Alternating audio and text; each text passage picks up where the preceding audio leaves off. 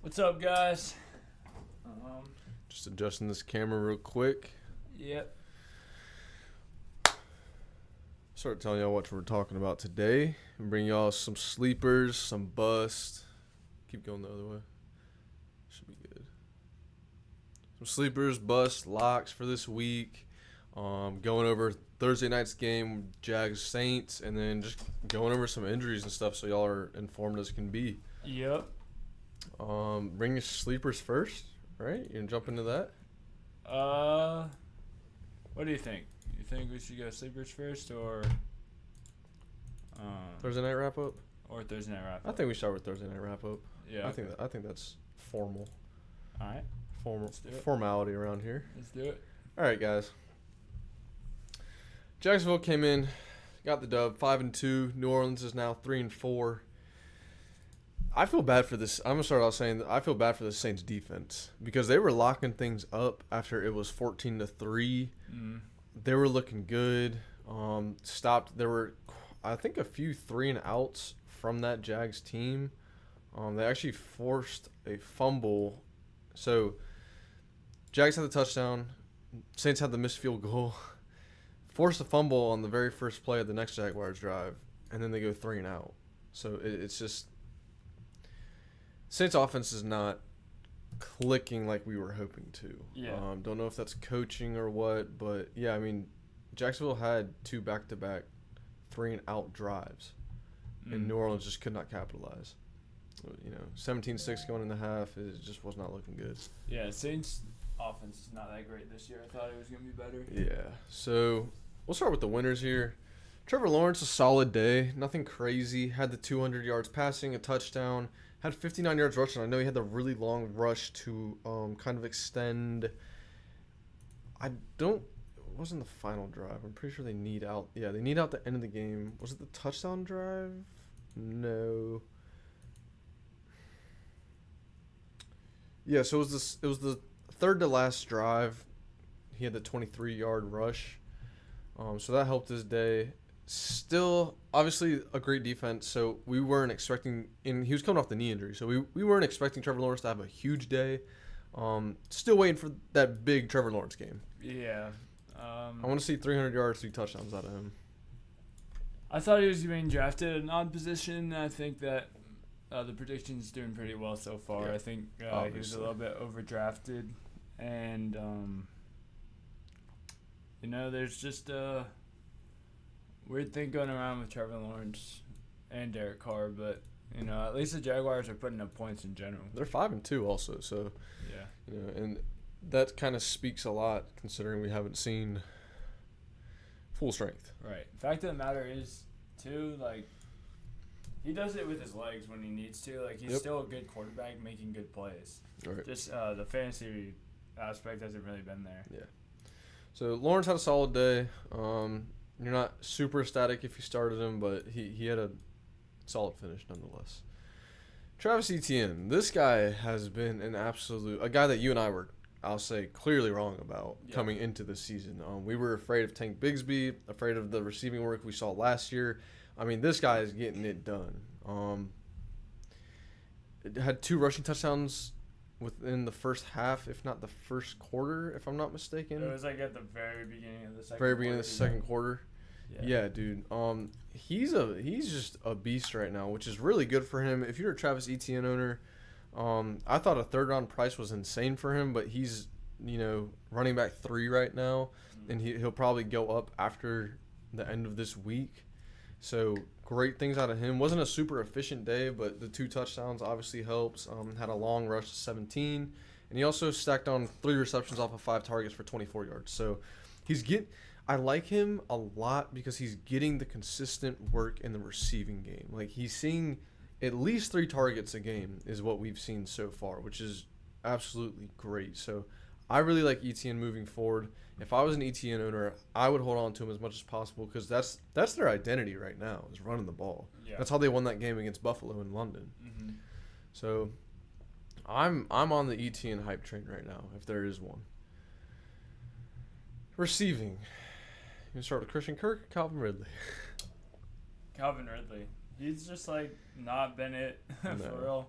Like, You saw that, bro, at the end of the game where, I mean, they talked about it, but I'll just highlight it for anyone that didn't watch. Basically, he had a bunch of room to the outside, and what you want to do there is kind of attack the hit of the corner and leave room to the outside so your quarterback can throw it there, get you open a little bit more, get you some space. Right. But, he, instead of going towards the defender, kind of tries to go around him, takes away all that outside room. So Trevor Lawrence is basically throwing it has to be a perfect play at that point for it to convert, He didn't take away the DB's leverage at all. He gave him all the leverage in the world.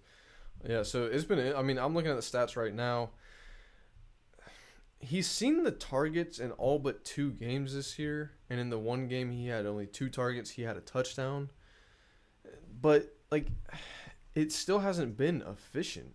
I mean, week 1, we were like, holy cow, Calvin Ridley is the guy. Uh-huh. And then the second week, 8 targets, but 2 receptions on 32 yards on 8 targets. Week 3, 3 receptions on 7 targets for 40 yards. So back-to-back weeks there, not good. The one against the Falcons where he had 2 for 2, 38. Saved his day with a touchdown. Still only had, so what is that? 11.8 points. Had a big week against Buffalo, 7 for 8, 122. And then against Indy, he had 4 for 8, 30, 1 for 4 for 5 yards against New Orleans. So, but that's one of those guys where it's like, if you're an owner, you're like, oh, I have to start him because he's, my 3rd round pick or whatever. Yeah. It's just rough. So I don't know how I really view Calvin Ridley. I don't know. I'll ask you, is he a buy low in your opinion? So Miles in our league, losing J. Jeff, and then he has Calvin Ridley. Obviously, Calvin Ridley's struggling. So it's like a guy like me where I have receiver depth. Do I go trade him, Nico Collins and Drake London for Calvin Ridley? Something like that? No, not both of them. I would try to go 1 for 1 maybe? Yeah. Or Nico Collins and someone else. Or Drake London and someone else. Depending on who you like more between Drake London and Nico Collins, I'd keep the one you like more. I like Nico a little more. And then maybe go with him and Cortland Sutton or something like that. Yeah. But okay. I don't know how to view him much either. Right now he's kind of just a flex play in my opinion, but you think he can only go up from here. And his ceiling is still pretty high in my opinion. So I don't think he's much of a trade for target right now. I also don't think he's got value to trade away. So it's just you're in what is it called? I'm not opposed to going for him though. No man, I don't know. You're just floating right now with him. Yeah. It's just a bunch of untapped potential that you don't know if it's gonna And even if you did trade for him, like me, I could afford to have him on my bench, but then it's he's gonna have a big game, and then I'm gonna throw him in. So it's you're just causing yourself a headache. Hey, what's up, Chandler? What's up, bro? We're just getting into this Thursday night game. Gonna bring you some sleepers, busts, and locks here in a second, and then just updates around the league on injuries and that sort of thing. But should be a quick, just talking about Calvin Ridley right now. But yeah, it's he obviously is a buy low just because his value is really low right now. But at the same time, do you want the headache? Are you looking to start him? It's just. Yeah. I'm not looking to go get Calvin Ridley. Right. I would rather avoid the headache, stick with my guys. Yeah. In your situation though, I guess you could play him sit him on your bench. Right. And then because you have so much wide receiver depth, and then wait until he starts playing good, and then start playing. Yeah. So wait for some shades of consistency. Yeah. Okay. Let's get into my guy, Christian Kirk, baby. This guy has been. Since his week 1 dud of 1 reception and 9 yards against the Colts, the script has flipped between him and Calvin, bro. Yep. 1 for 9 that first week. Had a monster week against Kansas City, which you and I kind of predicted because Kansas City is notoriously bad against the slot. And then had 4 for 54 with touchdown, 8 for 84, 6 for 78, 3 for 49 and touchdown, 6 for 90 and a touchdown. So Christian Kirk has been absolutely great this year. He has seen a healthy amount of targets, I'm ecstatic about Christian Kirk right now. Now, I'll ask you this. Do you think he is a sell high? Ooh. Or do you like him? Do you think this consistency will pursue? Okay, so I'm going to look at it right now. I would keep him. Okay. The production he's been getting, the targets he's been getting, just the explosiveness that he showed on that play. That touchdown? Yeah, on that touchdown. I mean, he was just flying down Bro, the you field. don't think of him like he's fast, but you don't think of him as like a Speedster. yards after the catch, like get upfield and burn like 5 guys. That was impressive. When he took Yeah. off, I was like, hold up, I got to rewind that and make sure that just happened. Facts, bro. Yeah, but I guess his targets have gone down a little bit since Zay Jones came back. He has gotten 2 touchdowns. He's had 2 which has touchdowns in the last 2 weeks. bolstered his fantasy output for sure. But, yeah, I don't mind to sell high if you can get someone that you think is, like, much better. Right. Like, I don't know. Package him and someone for like CD, something like that. If you could, yeah. I would do Yeah, that. something like that. I mean, I'm looking at it right now. So Ridley is right now 39th in target share at 21%. Christian Kirk is 24th at 23. So that doesn't sound like a lot, but Kirk's targets have been very consistent since week 1. Like he's had 2 double-digit target weeks, and then 3 of the other 4 games have been 6 targets, and then the other one was 8. So like he's getting it, and he really seems to be utilized at all levels of the field, in the red zone, deep, short, like. Yeah. He's kind of that all-around guy. I've really liked Christian Kirk for the last few years. So just giving him his props where it's due. What else we got in this game?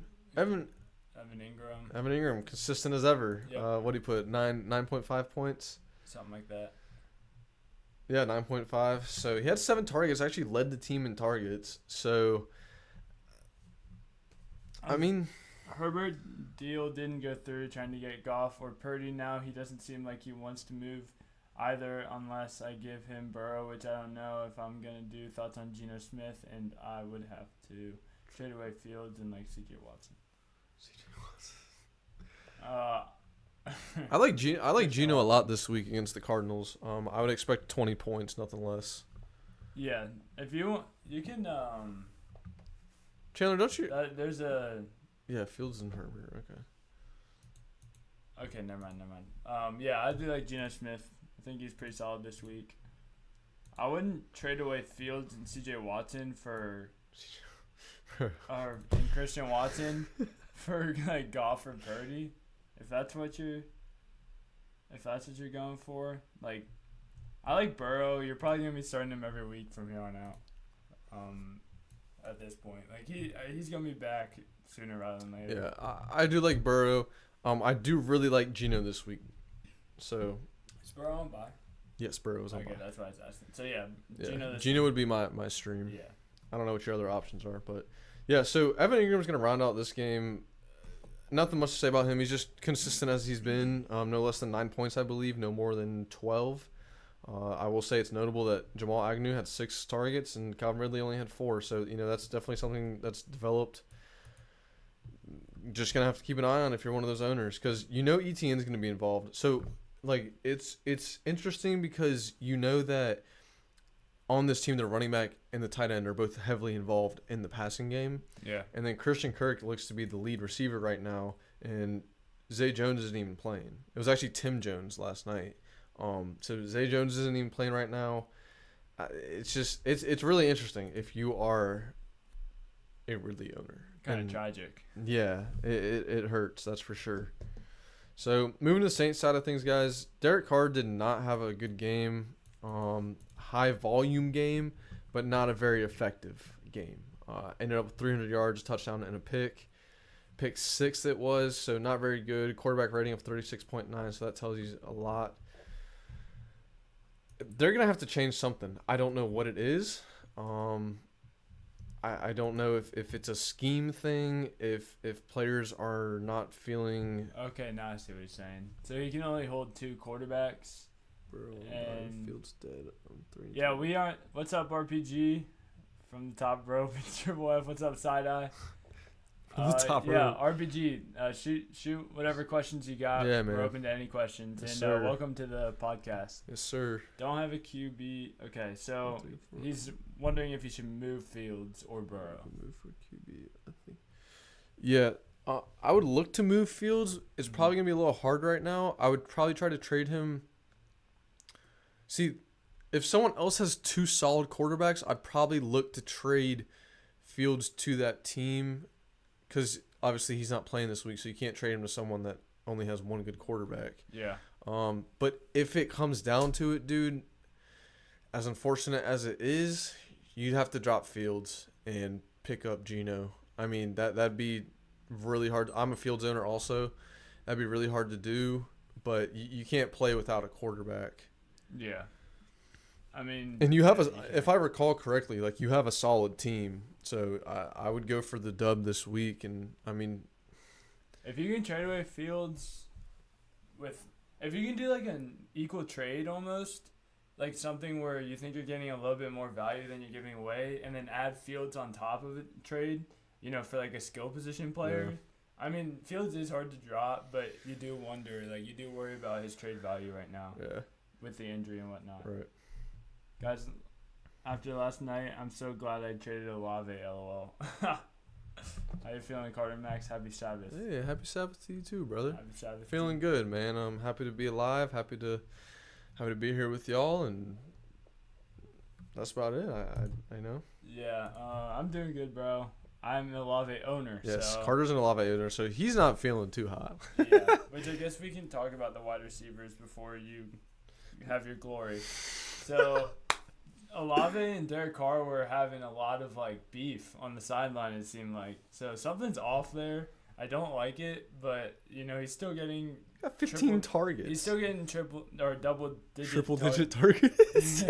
He's still getting double digit targets on every game that Carr has been healthy. So like, you love the targets. You have to think that eventually this turns into better yards and better touchdowns. But as for right now, he's just a very average player. I think we see a situation where they beef, hash it out, come out next week and make things click. Because like Chris Olave is so talented. Obviously, he has to clean up some things on his side too. Right. So, like I think it's fine. Obviously, it's not pretty right now, but obviously you said 15 targets and he had 7 receptions. And usually Olave is a guy where if you tell me he's gonna get 7 receptions, I'm gonna tell you he's gonna have it at least 90 yards, if not 100. Yeah.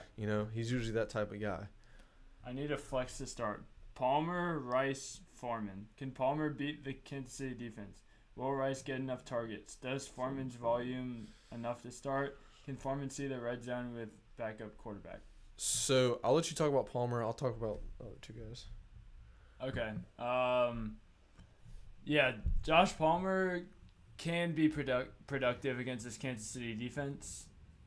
I expect that he will have the stat line either similar to or better than last week. I think it'll be better. It probably will not be worse. Right. This is most likely a negative game script or a very neutral game script where, they're fighting the whole time. That just means a lot of passing volume. And, yeah, I mean, Kansas City is a tough defense, but, ball's got to go somewhere. They're going to have to move the ball somehow. And they can't only have Keenan Allen every single game because it's just not sustainable. Like Josh Palmer's stats would have been, and we said this last night, I believe it was, Josh Palmer's stats would have looked even better if it wasn't for a bunch of penalties and whatnot. Honestly, if you're me out of those 3, I would start Palmer. Okay, so I'll talk about Rashee Rice because he's actually in my lineup right now, if I'm not mistaken. I'm a big Rashee Rice believer. I know he actually has not been on the field a lot. But when he is, he's running routes, he's getting targets. So I'm very intrigued by Rashee Rice. He was one of my biggest sleepers coming into the season. Of course, he's a fantasy sleeper, darling right now. All the mainstream guys want to hop on it.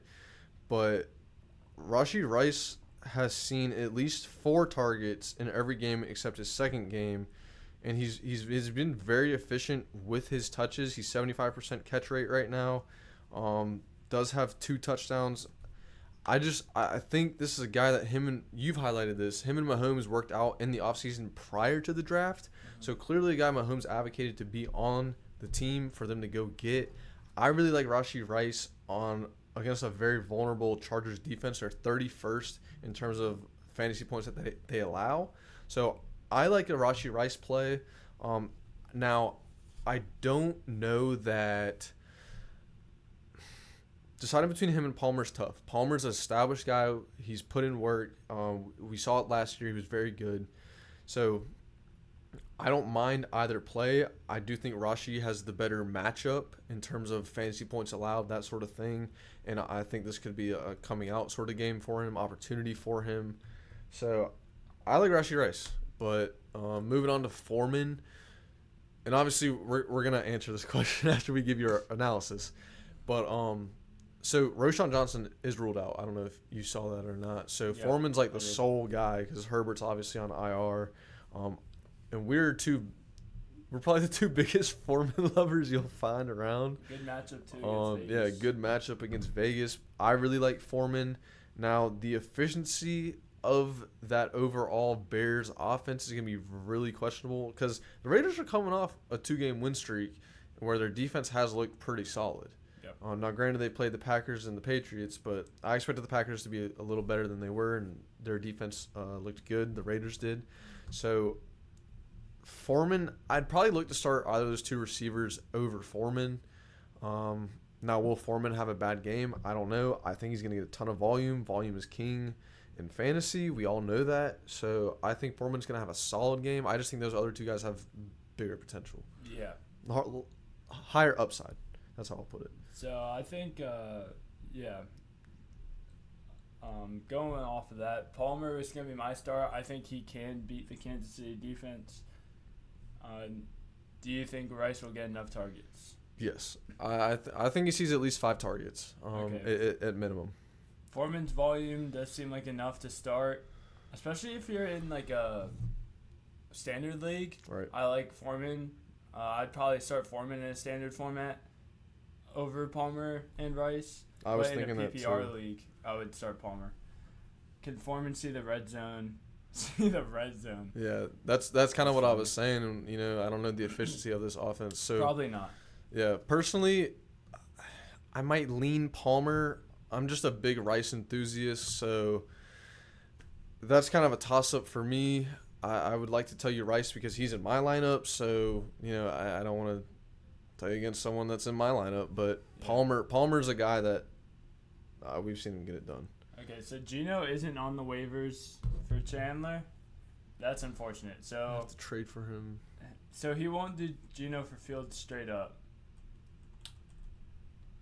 This is rough. Yeah. He said he would take Fields, but would take more than Fields. I mean, I would just inquire of what it would take. Obviously, you don't want to give up too much because you're basically looking for a 1-week guy. Maybe I would see something like if someone has Sam Howell as their backup, if you could trade Fields for Howell and a piece possibly. Yeah. Something like that. Because I think Howell's going to be pretty solid season long now. I am a Redskins homer. But he has a great matchup against the Giants. He's been solid outside of the week against Buffalo where he got sacked 9 times through 4 interceptions. But I think he's a guy that can fill in when Burrow has a bad matchup or something of that nature. So maybe go for a guy a little lower than Geno because I do think Geno's name holds a solid amount of weight. I think you mentioned Goff earlier. I like him too. His matchup's not that great this week against Baltimore though. Carter said he would struggle this week. I kind of foresee the same sort of things. So if that gives you an idea of the Sam Howell idea, that's the kind of approach that I would take in your situation because you don't want to give up Fields and something else for a 1-week rental when you're going to get Joe Burrow back. Yeah, that doesn't make sense. So that's pretty tough. But try to get yourself an asset. Yeah, so moving forward with this game. There's one more. I've had Roschon stashed for weeks, and I know he's a late season stash, but looking at him, my bench is irky. Yeah. If there's no one on your waivers that's like super super appealing, because I think right now, he's playing the Howell owner. Oh. Play saw we were playing each other. Field schedule is cake though. Looking at How much of an upgrade is it from DK? I don't think it's an upgrade at all, personally. DK to Devontae Smith. I think it's kind of lateral. Yeah, that's I think pretty DK is going to be more consistent, which is funny because all offseason I was saying DK is inconsistent. Yeah. But he's been pretty consistent, and Devontae obviously hasn't. But I think Devontae will be fine. I like DK more as a wide receiver too than Devontae. Yeah, I like them both. Like basically the same. Yeah. I'm playing the Howell owner. Okay. Yeah. So, jeez, dude. I like Roshan on the bench. I think Yeah. he'll be good. If there's not That's someone the that's like, Roshan. I think waivers are getting a little overhyped at this point in the season. There's no one that's like crazy good on there unless you're looking for like a tight end streamer or something like that. But I would keep Roshan. Some of those guys you got to wait out because as soon as you drop them, the next 2-3 weeks is when you really see him go off. That's what happened to me with I think it was Christian Watson last year. That's what happened with me and Josh Downs this year. Yeah. It was someone else too, but yeah, I would hold on to him. Yeah, that hurts AJ. Yeah, AJ Brown's a beast. Yeah. What's up, Chris? What's up, Chris? Should I start Pittman? We are Pittman enthusiasts around here. Yeah. Go ahead. Especially with, ooh. So the Vikings do play Kansas City. No, they don't. Chargers play Kansas City. No, the Vikings play San Fran. Sorry. That's even worse. Yeah. I was thinking about last week. And then I know Indy plays Cleveland, but I like Minshew throws the ball, dude. Minshew's not scared. Obviously, Kirk does too. Not saying that. I'm also a big Addison guy. That's tough. Gosh, Pittman or I like Pittman. What is he on the season? Like, I think he's a top 10 wide receiver on the season. Is he? Real close. I didn't think it was that high. You got to think Addison gets volume.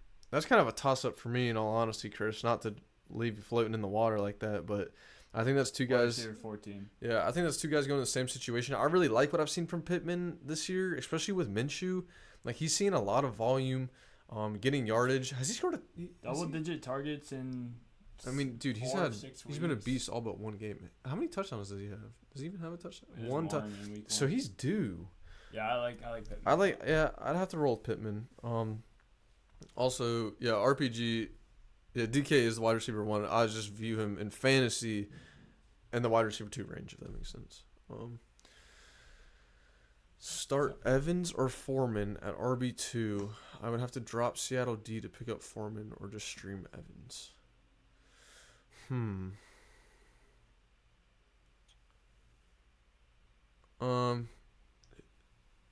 Would you be able to pick up like Seattle defense before Sunday, going back in, if that makes sense, or are there any other defenses that you can pick up? Because I would lean Foreman over Evans personally. I mean, yeah. I think that's but I don't mind you sticking with Evans because I think Seattle's a top 5 play this week at defense. I would keep Seattle defense and play Zach Evans. I mean, he's projected to be the starter, so I do agree with what RGQ said. Yeah, McVay didn't sound confident, and also Darrell Henderson's active, who's very familiar with the Rams' offense. So, there's a bunch of who knows what, but I think there's one thing for sure is that Evans will get the starting role. Yes. So if he, proves that he can do some good stuff. If he starts out hot, then they'll ride that. You get to keep Seattle D. I'm gonna move forward with wrap up this receiving portion of. Let's just finish this. New Orleans. So, I want to highlight. No problem, Chris. I want to highlight Michael Thomas. Got the touchdown. Had 7 targets, which was 4th on the team, behind the guy I'll get to in a second. I think Michael Thomas is. I think he's a great flex play moving forward in fantasy. Like, he's been pretty solid. I really like him. I'm historically not a Michael Thomas guy whatsoever, but I think he's been really solid this year. He's seen very, very consistent targets. He's seen no less than 6 targets, no more than 9. So I really like that out of him. Obviously, and he's put up roughly 50 yards every single game. Yep. If not, he's gotten a touchdown besides the game against Houston, but he still had 5 for 45. So a very consistent option is obviously not that boom player anymore, considering they have Olave, Rashid, Kamara, so on and so forth. But I like Michael Thomas. I think he's a very consistent play, Cortland Sutton-esque in that sense. Yep. So I like him, and he got the touchdown last night, so that was big. And I'm going to move to Rashid Shaheed real quick. He had 8 targets. Really like that for him. Was not the efficient player that we're used to. Only had 28 yards on 4 targets. I have Rashid on my team. I'm not looking to play him right now, but coming off of a bust week like this is something, guys, you got to keep in mind with star players, boomer bust-esque guys, Gabe Davis, that sort of person. When they're coming off of bust weeks like Gabe Davis is last week, that's when you start them the next week. If you're looking between, A and B, that's when you roll with a guy like Gabe Davis, Rashid Shaheed. Typically, you look for those ebbs and flows. And that's exactly what we said about Christian Kirk. Yeah. After that Indy game, so just something to keep in mind if you're a Rashid owner, a guy I really like. So now, well, I'll give you your time first. Who scored the rushing touchdown? Taysom Hill. Who guaranteed? Yeah, I was gonna say who guaranteed it. Taysom Hill's my guy. Taysom Hill had a heck of a game. 4 for 50 in terms of receiving, 5 for 18 and a touchdown on the ground. So good stuff from him. Alvin Kamara. So ugly. 12 for 91 receiving and 17 for 62 on the ground. That man is getting the workload of a lifetime. I love it. My opponents don't love it. My league mates don't love it. But I got him in the 7th round, guys. What can I say? What's up, Just a Random Kid? Yeah, we're just wrapping up the Saints-Jaguars game, but I wouldn't say early. We still got sleepers, busting locks headed up, and a couple more questions to answer before stuff that y'all really like. Caught up. Yeah, so Kamara, guys, workload of the century. I was thinking about selling high on him. You can say that's put the red. Yeah, I don't think you need to do that anymore. Nah, bro. I'm absolutely keeping him on, like, he has not been very efficient on the ground, and this was really his first efficient game receiving, but also that offensive line is just not good right now. So, like Hill was 3.6, Jamal Williams was 2.8 in terms of yards per carry.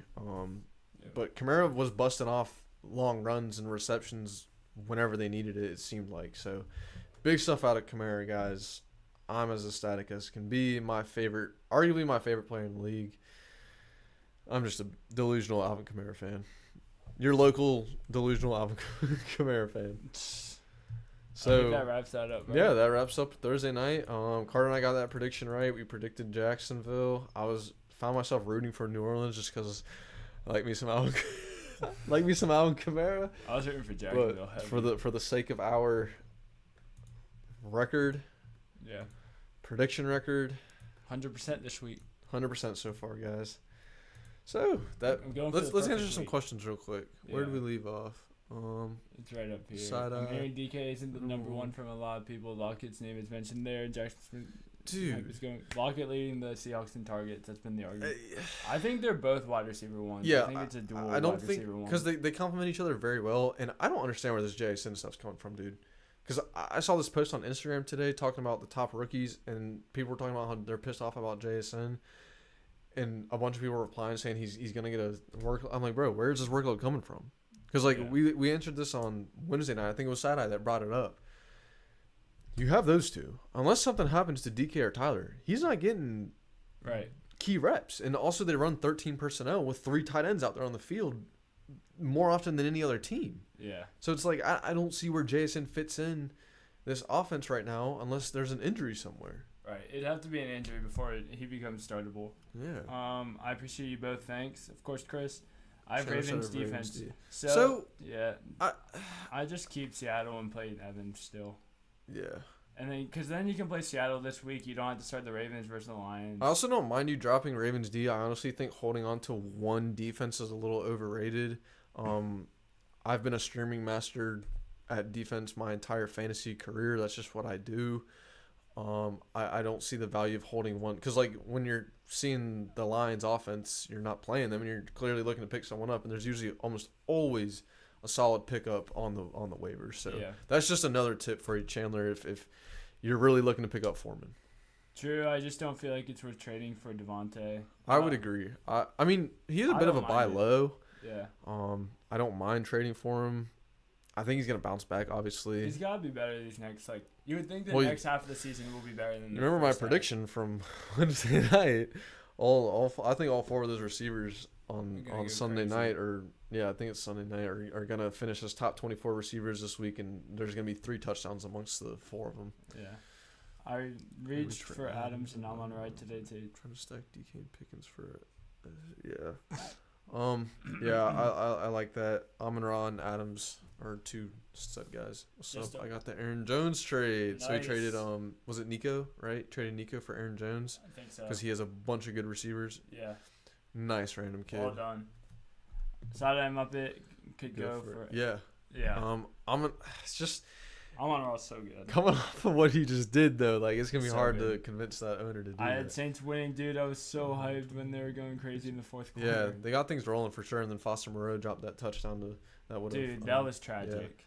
And the fact that Chris Olave just couldn't connect. Tyler Lockett is a clutch player. DK is a deep threat, big body player.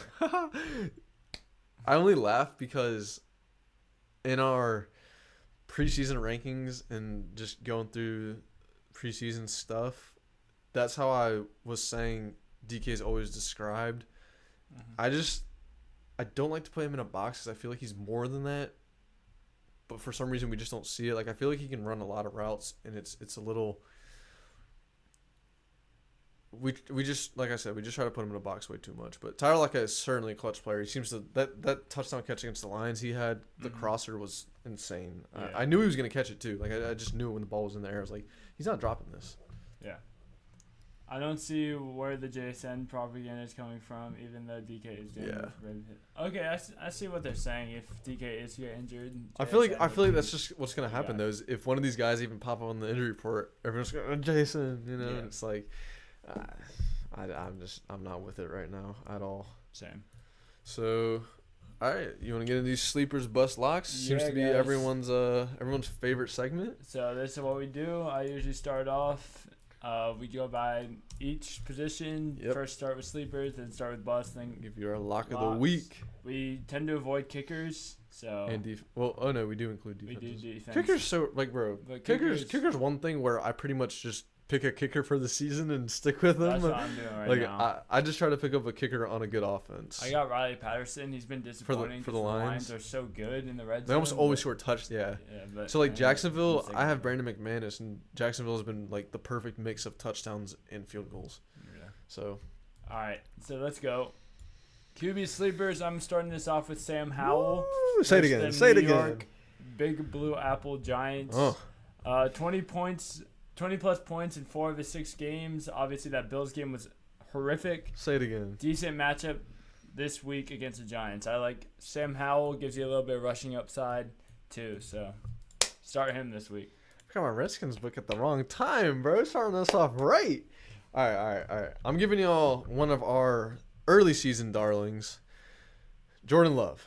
I think this is a big bounce back game for him going against that Denver defense. Denver defense has been awful, and I mean I think they are allowing the most fantasy points per game. Obviously a little skewed because of the 70-point showdown against Miami, but Yeah. at the same time, even if you don't count that, they're still extremely high in points allowed per position, and they're not good against quarterbacks.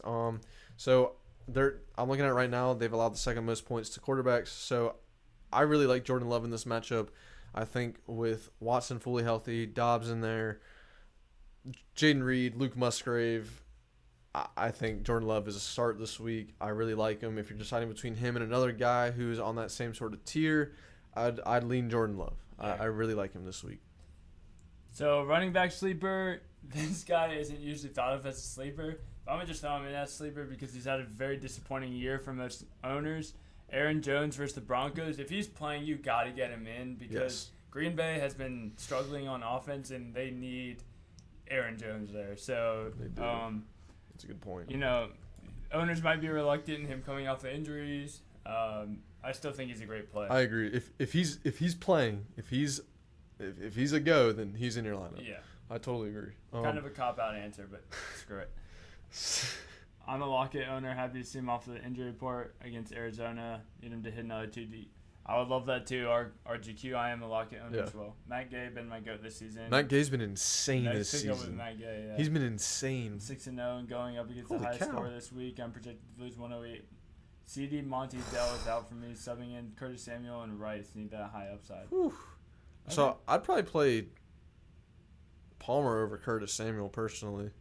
Yeah, just get that matchup. Yeah. Curtis Samuel has been insane. But Curtis we Samuel talked has been about him good. earlier this Yeah. week as just like stay away. You see it and then it goes away as soon as you get on it. Uh-huh. So It's gone before you can hop on. yeah, exactly. So my running back sleeper, staying in this Green Bay Denver game, guys. Javonte Williams. It has not been pretty. Obviously, Jaleel McLaughlin. I'm not overlooking him. He's established in this offense. He's been very effective in this offense. But Javonte, I think we see him recoup a little bit of that receiving work. He has been a very effective receiving back throughout his career. We saw that last year before the ACL injury. I think this is a guy that he's leading them in rushes. Green Bay defense has not been good against the rush. They've allowed the 4th most points to running backs. And let me see. Yeah, so they're still bottom 12 in yardage allowed. So they've allowed the 12th most yardage to running backs, and they've allowed a lot of receiving work to running backs also. So they've allowed the 7th most receptions.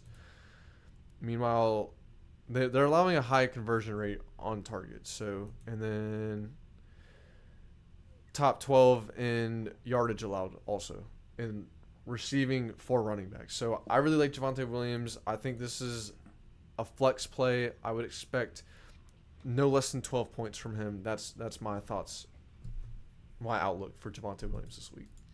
Did I hear a touchdown guarantee? No. It was almost there. It was on the tip of my tongue, but I had to take it back. I could feel it like Yeah. bubbling up, Yeah. but Yeah, I had to take it turned back. the heat down a little bit. Yes. Okay. Yes. My wide receiver sleeper is going to be Tyler Lockett versus the Cardinals. We just talked about him, so not really much that we need to get into there. Just a soft matchup coming off a good week last week versus the Bengals. Me and RGQ need him to be good, so that's just another thing. Thank you. I'm starting to regret because Collins is a GOAT. Collins is a goat. But let's see how Jones I love me does. some Nico Collins. Love me some Nico Collins. You said everything you wanted about Tyler? Yeah. Okay. I mean, we talked about him enough already. Mm-hmm. But I'm giving you guys a deep sleeper. A guy I've been raving about a little bit for the past 2-3 weeks now.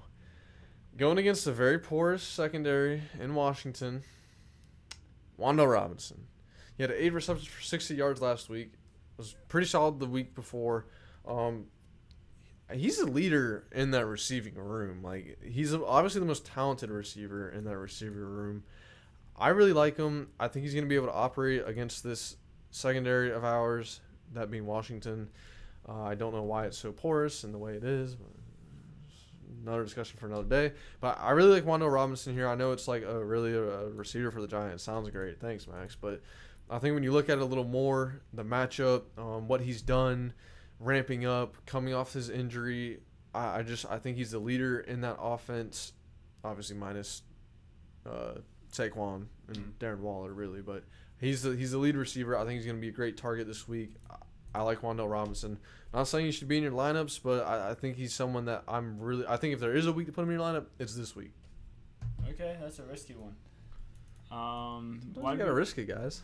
Yeah, I like the deep dive. Wide receiver sleepers: Jameson, Curtis, Rice, Josh Downs. In my opinion, I think they could do amazing. These people are most likely on the waiver. I gotta say something. Rashee Rice, guys. Rashee Rice is not a sleeper. We don't say that here. We don't say that around these parts. Rashee Rice is not a sleeper. He's not? No, he should be well known. He should be well known. Absolutely. Okay. He's not a sleeper in my opinion. If Rashee isn't a sleeper, I think Josh Downs. Josh Downs is not a sleeper either right now. Curtis and Jameson could. Curtis and Jameson. That's cool. Curtis and Jameson. Jameson. Sounds like a guy. Rashee Rice is not a sleeper around these parts. I agree with what you're saying. I like all of those players. Yes. Maybe not Curtis. I'm just being stubborn. That's all. So tight end sleepers. I'm gonna go down to the pits of I think tight end 37 right now. Wow. I thought Kyle Pitts was about to be your sleeper. No, that's impossible. But Freiermuth versus the Rams. Rams giving up the third most fantasy points per game to tight ends in PPR leagues, over 15 points a game. And this is a team that's also like very good against wide receivers and running backs. So most of the points against the Rams are coming against. I gotta burst your bubble real quick. He's out. Muth is out. Okay, Muth is out, guys. So I'm gonna switch my tight end sleeper on the spot to Darren Waller because I have him and I need him, and he's barely a top 10 or top 12 tight end this year. So no actual reason behind it. It's just I guess I don't have Muth anymore or whoever. Okay, who's the Steelers backup? Darnell Washington, the rookie out of Georgia. Yeah. Okay. So take away all that I just said about tight end sleepers. I'm just going to stick with the process here, why Muth had a good matchup, and just transfer that over to Darnell Washington. Yeah, just take him and replace. Taking and playing. So, this is a team that's really good against wide receivers, really good against running backs. Most of the production in fantasy comes from that tight end spot. We saw it against the Eagles with Dallas Goedert. So, I think Darnell Washington is another deep sleepers from the deep sleeper. I'm going, dude. I don't know why, but I'm all over this Green Bay Denver game. Luke Musgrave is my sleeper of the week at tight end. I think he kind of has fallen off the radar a little bit. Was looking pretty good, hopeful starting off the season. I'm getting back to it. Yeah. Luke Musgrave is a talented player. I think they won him. Denver's the worst team against tight ends, and they played Durham Smythe, so that tells you a lot. We always talk about Durham Smythe, dude, but he's worth a mention. Yeah. We give him all the there's no such thing as bad publicity, they say. Yeah. So, Luke Musgrave, guys, I think he's in your lineup this week, unless you have one of those top, 4 or 5 stud tight ends, Evan Ingram, Travis Kelce, Laporta, Mark Andrews, those sort of guys. Musgrave, guys, he's gonna finish as tight end 12 or better this week. Yeah, he was one of my tight end darlings. Yes, coming into the season. Yep. And I was actually considering dropping because I picked up Mecole Hardman. And is Musgrave on our waivers? He was. So I was considering dropping Mecole, but I just picked him up, so I just looked like a bum doing that. But 8 targets in week 3, gets injured in week 4, and then 7 targets in week 5, bye week. So you start to see like he's starting to be in the offense. Yes. 8 targets at a tight end position, you can't really argue with. Had that concussion against Detroit too, right. So knocked him out early. Exactly. I like that pick a lot. You got a defense. Probably should have done it myself. Yeah, my defensive special team is going to be sleeper. From an absolute heck of a game. Yeah, Raiders versus Bears. Who was it? RGQ was concerned about. I don't even know if the Bears will get in the red zone. They have a hard enough time doing it with Justin Fields. So, thanks. Although those last 2 weeks were pretty good, I'm just going to stick with it. Bears are a bad team without Justin Fields, and still a bad team with him. So okay. Raiders. I think Max Crosby gets to badge it a couple of times. Dude, Max Crosby is so good. I think he's such a beast. You know what? I'm gonna predict a fumble. Max Crosby strip sack. Is he's gonna recover it? Yep. Or do you think Oakland's gonna recover? Full strip sack. All right. Max Crosby. I like it. We're getting ballsy tonight, man. Besides your Darren Wall. No, you say with Darnell. Washington. It's Darnell Washington, guys. Yeah. All right. For my defense, guys, this week was kind of hard because I feel like it's kind of straightforward this week, like in terms of predicting defenses. I'm going with the Rams though. I think they have a solid defense, and we're yet to see this Steelers offense really do much. Now they are getting Deontay Johnson back, presumably. Now I don't think like first week out things are just gonna mesh perfectly. I like this Rams defense. I think they don't get enough credit. I do also want to highlight the Falcons and Tampa Bay game. I think that's going to be a low-scoring game. I know you foresaw in your crystal ball a high-scoring game. Yeah. But I think both those defenses are really good, so I don't mind either of them being streamed by you. But if I'm streaming one, I'm going with the Rams. I really like them. I think there's just not a lot. Like you can honestly play the Bears or Vegas. I think you could play out the Browns or Indy, especially if Deshaun Watson's not playing.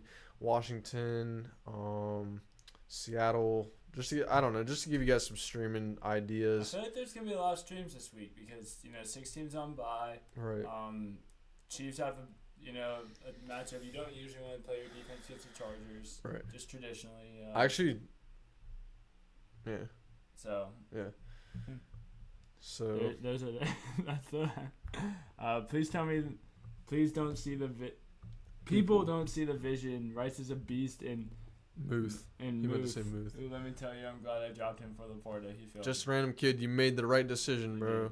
I picked up Musgrave today because Logan Thomas would be my starting tight end after the Cup deal.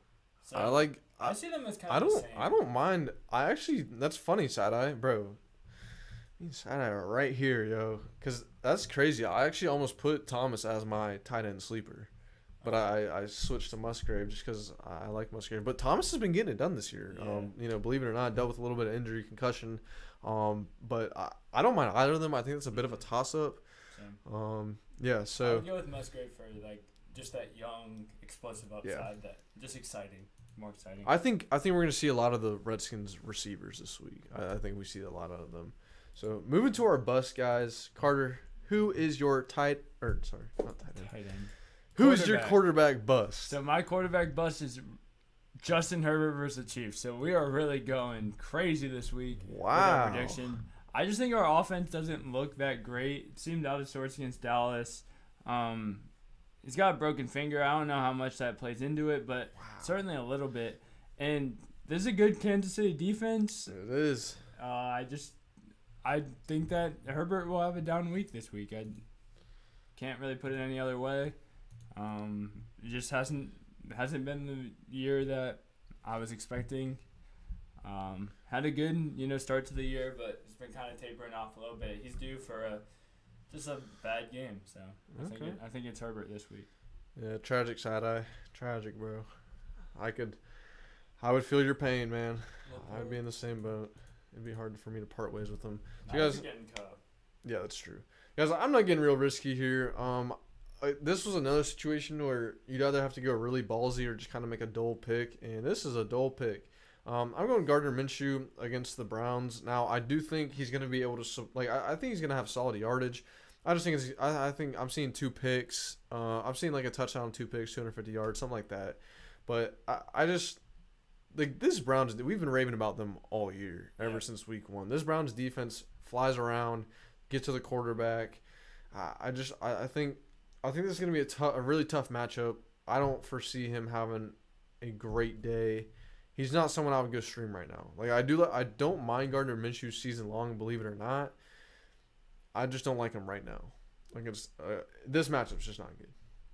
Okay. And there weren't any other guys where I saw that's a really bad matchup for a quarterback or a situation where they would bust. So if you guys have any busts at quarterback, please let me know, because I was struggling to figure it out. Justin Herbert reminds me of Andrew Luck. Just a straight Iron Man. Boy, hand is broken in 72. So if you actually look at the comparison between Justin Herbert and Phillip Rivers, Phillip Rivers was another Iron Man, and Justin Herbert was an Iron Man. And Phillip Rivers have essentially the same exact stats through 54 games. 54 games, compared to Phillip Rivers' last 54 games. Yeah. So I think the Justin transfer. Herbert, They did the. Yeah, us Chargers fans just live in a loop. That's our lives. Yep. But you're right. 227 with a broken hand. He's a beast. I think he's more talented than Rivers. I think he'll have a better career, but just still crazy. Who's your running back? A couple. My running back is Zach Moss versus the Browns. Just a stout Browns defense. Staying with that. I think JT will continue to eat into his touches, and he's been a absolutely insanely great fantasy. Third in yardage. Fantasy guy to this point. You just gotta say thank you, Zach Moss, and move on. So sadly enough, he's my running back bust. Don't start him. Herbert, on the other hand, I think you can start. You still start him. Yeah, probably. That's just kind of a ballsy pick there from you. I'm gonna give you guys a ballsy pick here at running back. I'm going with Bijan. He's kind of been in a little bit of a slump recently. Now he does save his day with receptions. Let's see, because I want to be exact with this for you guys. see what Bijan has done the last few weeks. He's facing Tampa Bay's, and I'm already predicting this to be a low-scoring game. He's facing a really, really good Tampa Bay defense. Oh. I just think it's going to be tough sledding for him. He had 13 against Washington, 11 against Houston. So, obviously still solid numbers. You don't mind it, but not quite the numbers that we're expecting when you hear the name Bijan Robinson. So, I think Tampa Bay is number 10 against the rush. I think it's going to be tough sledding for Bijan. I want to go out on a limb there, be bold with this one. So I saw the matchup. He's in a slump right now. I think he'll get out of it after this game, but I think Bijan is a top bust this week against Tampa Bay. So RGQ just said something that's pretty interesting. His girlfriend is a Chargers fan, so I'll have to go ahead and say you got yourself a good girl there because I am also a Chargers fan. You better watch out. Nah, no need to watch out around here, man. I'm very respectful towards women, and especially other people's girlfriends. Absolutely. So there's someone in my leagues with 4 QBs: Burrow, Stafford, Wilson, and Holy CJ. cow. He has Devontae Smith, Bijan, and Mostert, and Garrett Wilson. Okay, I feel like I can get something off him, but I don't know what. I don't know why. I don't know if that's Zach Wilson or Russell Wilson. Either Wilson he shouldn't have. Burrow and CJ should be his guys. Yeah. Yeah, so I don't know what you can pull Or out Burrow there, Stafford. side eye. I don't know if you're looking to get a quarterback, but yeah, so that's If you really want something, I mean, I personally have the Stafford Cup stack. It's just something fun to watch. and you have CJ on your team. And I have CJ. So if you want to try to trade for Stafford or something, if your quarterback situation Oh yeah, is he really is getting dire, Cup, right? Yeah, he's Yeah. getting Cup. Huh. So if you want to get Stafford, go with Cup and Stafford. I don't mind that. I mean, other than that, dude, as I remember, your team's pretty loaded. Maybe try to go for Bijan. They need to do more tosses to Bijan or even screens. I agree. Yeah, They also need to stop handing the ball off to Algier. yeah. They need to just feature Bijan. Bijan's great in In like the open zone scheme moving outside, like on those Okay. off tackles, outside zone type of plays. Like he's great. It just allows him to like see holes, stick his foot in the ground and cut up field, that sort of thing, which is when he's at his best and then able to make guys miss. Like he's just. Yeah. I agree, dude. I was actually. Anything in open space, dude. Like, Yeah. just get him open. I was practicing with some of the guys from my flag football team today, and we were talking about Bijan and that run he had against the Packers, where he made like 3 guys like juked outside, went inside, juked out. Like he's a magician. Like he's crazy with it. I'll say that much. I don't know why he has 4 quarterbacks Yeah. right away. Neither do I, dude. I mean, even if you're starting 2 quarterbacks, So Side-Eye has Lamar at QB. I'd stay with Lamar, bro. I mean, he hasn't had the greatest of seasons, but I think that's gonna trend up here. I like Lamar, especially in fantasy. The guy, if he doesn't get it done with his arm, you damn sure he's getting it done with his legs. yeah. So he said, I wanted Bijan or Mostert. I mean, dude, like, I don't mind going after Mostert. I'd probably want Bijan more on my team, but you're just looking at price there. Oh, he has a save in Lamar's time. That's nice. Okay, that's good. You could go after. I kind of forget like every detail of your team, so maybe send that back in. Send it through, Side-Eye. Yeah, and we can see what type of package you could put together for Bijan. All right, Carter. I also have Zifon. Who you got at receiver? So my wide receiver bust is George Pickens versus the Rams. I highlighted earlier that the Rams are very good against the wide receiver position. 4th least PPR points per game, 2 wide receivers. And Deontay Johnson, it's funny because we talked about it and we're like, oh, this won't hurt Pickens because there's 2 different ways you can look at it. And I'm just going to flip the coin just so I can have a bust this week. Deontay Johnson returns. I think that takes away some targets from Pickens. Yes. While that will lead to a better offense in general, I think, it's going to be hard to come by points, and with Deontay Johnson there, it's going to be even harder for Pickens. Right. Whereas I think in a better matchup, it helps them both. You know. Yes. You know what I So mean? I was gonna say that because I do think they coexist really well because they're complete opposite end of the wide receiver spectrum, all sort of DK Lockett, but Lockett's not even like a short guy. Like he's short, but he's not a short route guy. Like he's a guy that stretches the field, speedster sort of guy, a lot of deep crossing routes, that sort of stuff. So I think these guys really do coexist well, and we highlighted this Wednesday night that Deontay Johnson coming back is going to help Pickens, is going to help this offense. It's going to make them – I mean, when Najee's in the game, they just stack the box. I mean, there's 8 people in the box at all times. So it has not been easy for the Steelers offense. It's been really ugly to watch, but I think Deontay Johnson fixes that, opens things up. Pickens, I think they both coexist. I mean, everything you just said, I'm just kind of putting my own spin on it, but I do think in this matchup it's not very friendly. So I agree with you there. I'm staying in this Atlanta-Tampa Bay game. My bust, and I guess you could include both receivers, but I'm going with Chris Godwin. I think Godwin's – he's obviously not going to see – I think Evans is going to see more A.J. Terrell than Godwin is, but I just think – like, Baker seems to really like Mike Evans right now. Yeah. And I think Godwin gets phased out a little bit in this game, and obviously I'm rolling with the idea that I'm projecting this to be a low-scoring game. So I think Godwin, he's still going to eclipse 10 points. I just don't think it's a wide range. I think he scores no more than 13. So I just see a really low ceiling for Godwin in this matchup. Now, I think Chris Godwin is a great player season long. It's just this matchup, I'm not liking it. Okay. What side I say? So his team is also toss the screens, traps, for sure.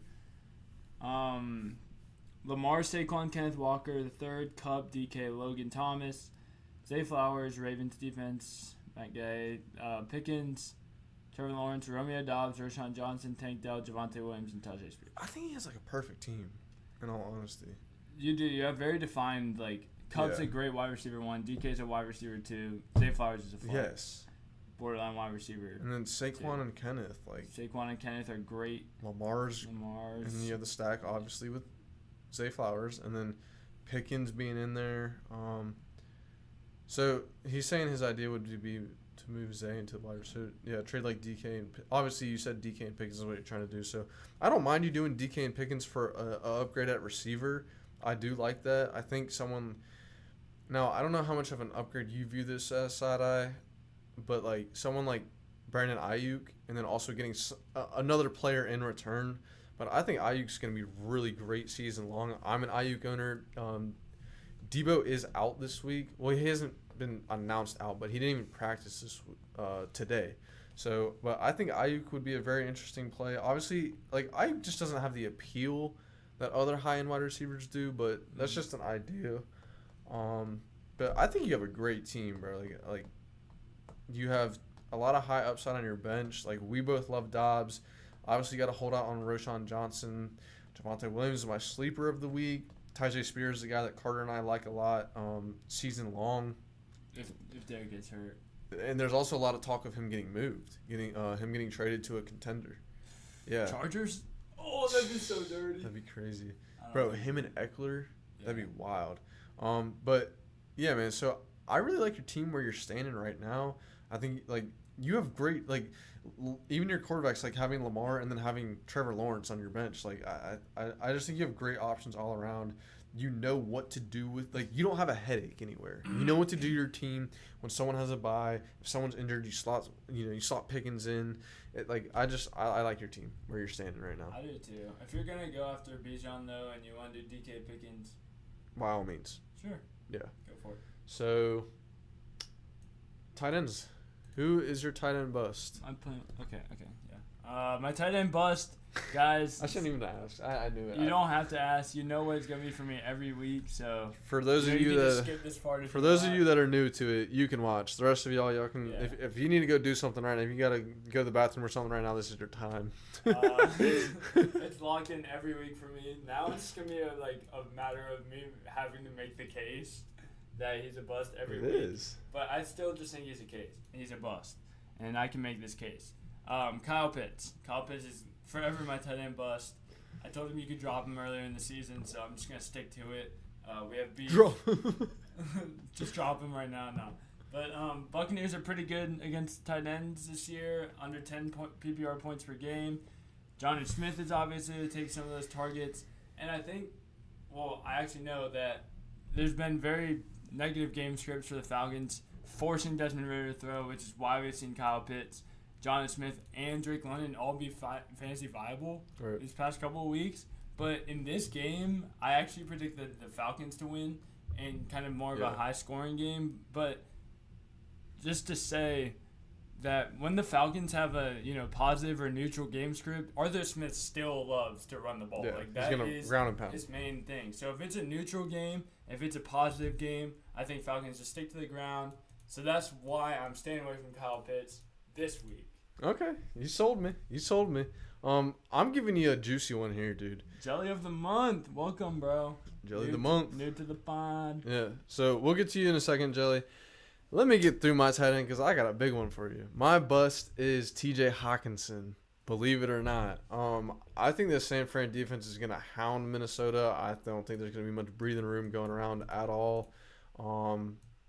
They're very good against tight end. Obviously, they have Fred Warner, who's arguably the best middle linebacker in the league. If you want to debate me, you got Roquan and plenty of other, there's probably 3 or 4 guys up there. So Hockenson, I think, is a bust.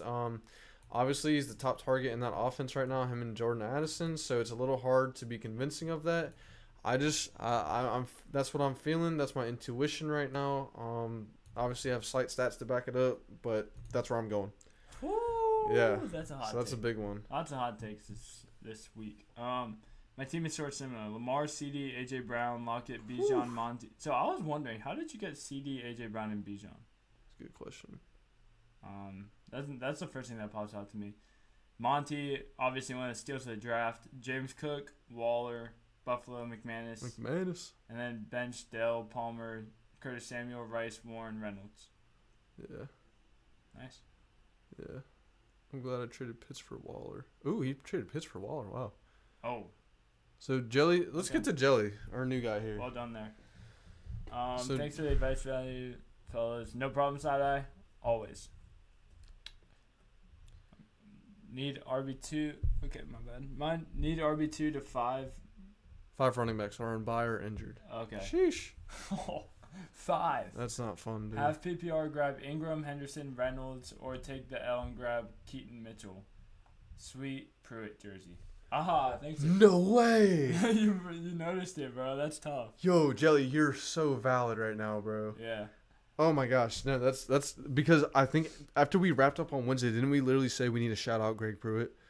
Yo, Jelly, I'm tweaked right now, bro. I'm grabbing Craig Reynolds there. I would lean Reynolds too, just based on Monty is out, Gibbs is playing, but Reynolds is gonna have that goal line, and he's gonna see some work because Gibbs is just not a. He's not an everyday. I will say Reynolds is dealing with his own injuries also, which is not helpful. Ingram is hard because Seattle's run defense is damn good. Yeah, I wouldn't play that. And Henderson's just a shot in the dark. Right. Reynolds is going to have the most secure. I think Reynolds gets the most touches out of all of them.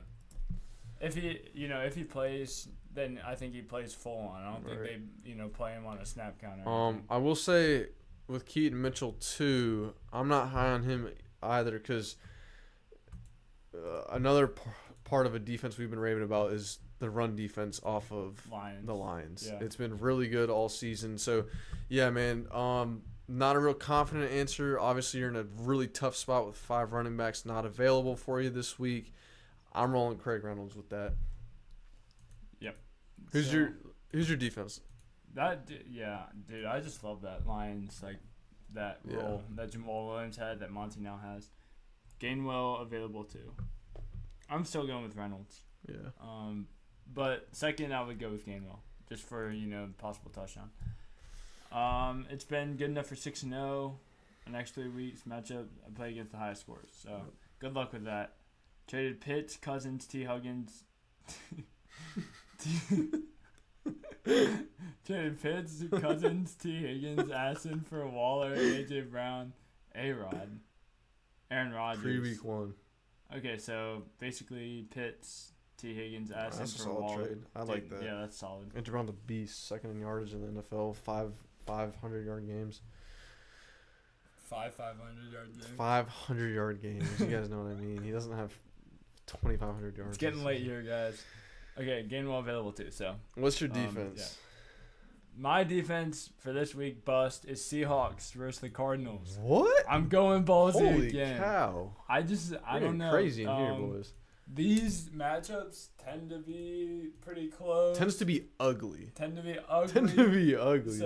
I just think it's ugly in the worst sense for the Seahawks defense and special teams. Josh Dobbs is kind of his going out party, so I don't see why he doesn't just sling it down the field, 100 times. And maybe Marcus Brown burns him once or twice. So you're Seahawks versus the Cardinals. This guy has Marquise Brown on his team, guys. Don't let him fool you. Nah. All right, so this is good for you. My bust of the week defense. A defense I actually love. I think every year they kind of get overlooked, and then we look back by the end of the season, they're top 10 in the majority of statistical categories. Kansas City. I think this is a game, and obviously it's kind of funny because you had Herbert as your bust, but I think this is a game where it's gonna be big offense. I think we see this KC offense get back on track. I think the Chargers are gonna have themselves a great day. I see this being a high-scoring game. I don't see Herbert making mistakes here. I know he's dealing with the hand injury, but I'm really liking a tight, high-scoring game. Kansas City is a bust for me this week on defense. I like it. I wish I had as much hope as you do, but I've lost all that. So we're going to go to a couple more questions before our lock of the week. RGQ. I'm almost in the opposite spot. I'm 1-5. Yeah. I drafted Saquon Dobbins, Jay Jettis. Oh, man. The first quadrant of the season has been hell. Has been heck. But I'm facing 4 of the lowest scoring teams in the next 4 weeks. Wow. Good for you. Last 2 games are less than 5. Wasn't it like point something last week? Dang, that's rough. I'd rather lose by a lot than a little. Facts. Thanks. Other leagues, trade wide receiver 3-4 Godwin for T. Higgins PPR. I would keep Godwin. You should start 4 wide receivers, and rest are Tyreek, AJ Brown, Myers, and JSN. Higgins on bye, and that owner 2 and 4. I would go ahead and do it. I'd keep Godwin. I like Godwin more than Higgins right now. Interesting. I would go ahead and take Higgins there. So however I guess we can make the case a little bit. Bengals, in my opinion, will get better. If T. Higgins is playing, we've seen him be, extremely effective throughout his career. Obviously Godwin as well. Yeah. So I had Higgins last year, dude, and I was thrilled. Yeah. But it just has not been there this year. That's why I say that. Not so far, but to me they're in like pretty the same close, tier. yes. I would have T. Higgins, 2 or 3 spots above Godwin, but there's that. I think Higgins, you think Godwin. Yeah. However, I think you're okay with it either. I'm assuming you had the first draft pick. He was talking about side eye with JJ. Yeah, JJ. He said he actually had the 8th pick, which is insane. What? Yeah. So one thing I want to say, guys, talking about your fantasy drafts. So RGQ was 8th and got Bijan and C. Okay, that was pretty standard. So talking about fantasy drafts here, it gives me the thought in my head, something we talked about Wednesday night. Yes. RGQ and Jelly of the Month. Was it Side-Eye that said something about it? I think it was Chandler. Or Chandler? Side-Eye said so, it was down there. Guys, we are planning to have next season Triple F Fantasy Football Friends, our own league. We're looking to have a 12-man league. I think that's a prime number. Already have 5 spots locked, I believe. Mm-hmm. So, RGQ, Jelly of the Month, if you guys would like to join for next year, lock your spots in. Would love to have you guys. You guys seem to be very knowledgeable, understanding of fantasy football. We're just trying to create a Fantasy Football Friends League and would love to have you guys on. Obviously, you guys are keeping up with the podcast and stuff, so appreciate that. Mm-hmm. And, let us know if you're interested. We'll get you locked in. Yeah. Also, it probably will be for money of some sort. Yes. Buy-in. That's what we're thinking, too. I want to go somewhere around like 100. I think that's doable. I don't know how old everyone is in here, but that's definitely doable for me at this stage of my life. Big baller. $100 for 16 weeks, bro. Like, I can do that. Or, like, 18. I mean, let us know what you guys are comfortable with. We can like, talk about you know, I mean, obviously the higher stakes, hopefully, you know, we get everyone locked, like, you know, mentally locked into the league, too. Because you got to go higher buy-in if you want, like, if more you want dedication. serious play. Yeah. Big Triple F League, yes, Yeah, sir. big Triple F League. Also, I was thinking, like, would we do a redraft or just make it, like, a dynasty or something like that? Whew, like, just that'd something be to throw cool. around. Yeah. Well, I mean, we got a long time to think, so. Yeah. Let's get into our locks, though. Wrap this portion up. Okay, yeah. So our lock, or my lock, I know who your lock is. Keenan Allen. I know I've been talking bad about the Chargers all week, but you see what the thumbnail was, and I got a Keenan Allen jersey myself. Don't have it on right now, but I should have. That would have been a perfect time during the pod. But so Keenan Allen saw a stat last week during the game. He holds the record for the most receptions per game in NFL history over a career. Damn, son. At like 6.4. I'm assuming probably the same now if you're just accounting for his whole career. Averaging 25 points per game in PPR leagues this year, which is crazy. Wide receiver 4, and had his bye week. So, I mean, he's just doing really good for whoever drafted him. Our steal of the draft preseason, I would say, him and Amari Cooper we I had think neck and Keenan neck. Allen was kind of like, we were more sure about, like, yeah. Keenan is an absolute steal. We just really liked the value on Amari. But, yeah Keenan was definitely our guy coming in. So, he's been doing great. Historically, I think he does play pretty well against the Chiefs. Yes. I remember last 3 years ago, he had, like, 10 catches in the first half against them. So, that is a good factor for Keenan Allen. And also, as I said, I have a lot of concerns about the Chargers, but he seems to be the one consistent He's piece. a steady hand in there, bro. He's the guy that Herbert goes to in times of need. Him and Eckler. But in times of non-need. And, yeah, just all the time. So, all right, guys. Keenan Allen, lock him in. Do not sub him out for anyone, even Tyreek Hill. Keep me Keenan Allen. I'm sticking with this receiver position, baby. And I'm sticking with my team. Cooper Kupp. Give me Terry McLaurin, bro. I'm locking in McLaurin for a touchdown. He always beast against the Giants, bro. I'm looking for at least 6 receptions, at least 80 yards, and a touchdown. I'm looking for big things out of Terry. I think this is a game where they can, you know, the Giants have a poor secondary. Also, really, it's between him and Brian Robinson. Brian Robinson's going to have a great day too. But Terry is my lock. I'm professing it right here, right now. I just think this is a very vulnerable Giants team. Could have the opportunity to be, for the offense to be on the field a lot for Washington. You know, I don't know if Tyrod's playing, Daniel Jones is playing. Daniel Jones is possibly in play right now. But I like Terry this week, guys. I think he's a lineup lock. He's kind of been on the fringe recently. Had a solid week last week, but Terry McLaurin, lock him into your lineup. He's my guy this week. Nice. That was a hell of a sesh. Yeah.